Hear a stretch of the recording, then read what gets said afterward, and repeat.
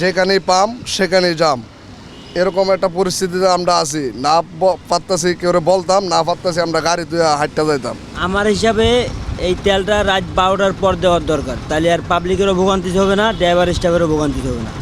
এই যে ফুয়েলের জন্য যারা লাইনে দাঁড়াইছে, এটার জন্য একটা লাইন ব্লক হয়ে গেছে।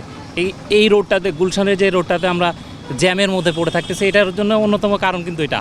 অতিরিক্ত জ্যাম যায় এই পাম্পের তেলের কারণে।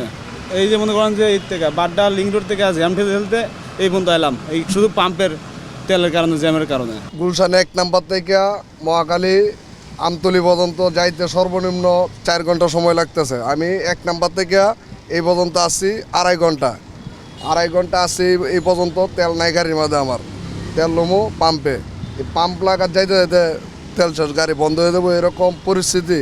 মনে করেন যে 2 টিপ করে মারি, 1 টিপ করে মারি। কালকে মনে করেন যে 10টা সিরিয়াল লাগাইছি, রাত 3টা পর্যন্ত সিরিয়ালে গেছি, নদলে লাগাইছি আর তেল নাই, তেল শেষ। আমি নতুন বাজার থেকে গাড়ি ছাড়ছি, এই যাবো তো 2.5 ঘন্টা হলো। আপনার গুলশান থেকে এইটুক জায়গার ভিতরে 2 ঘন্টা পাওয়া রয়েছি। পাম্পের সিরিয়াল প্রাইভেট 2 সিরিয়াল করে দাঁড়াইছে, কেমনে যাইবো? 1 সিরিয়ালে গাড়ি যাইতে পারে না। এই তেলগুলো রাত 12টার পর দিলে সব থেকে বেটার।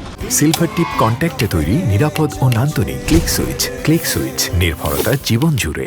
গুলশান 1 নম্বর থেকে এখানে পর্যন্ত আইসি, 7.5 ঘন্টা 8 ঘন্টা সময় লাগছে। এখনও তেল পাবো কিনা সন্দেহ। কালকেও 5 ঘন্টা থেকে গেছি, এখন এসে তেলের কারণে এই অবস্থা।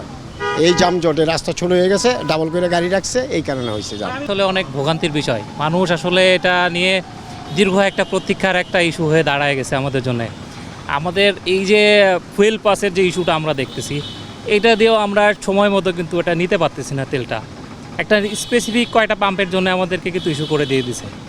এইটা যদি আরও গভর্নমেন্ট যদি এটা যদি সুদূর প্রসারী একটা পরিকল্পনা করতো, এটা আমাদের জন্য অনেক ভালো হতো।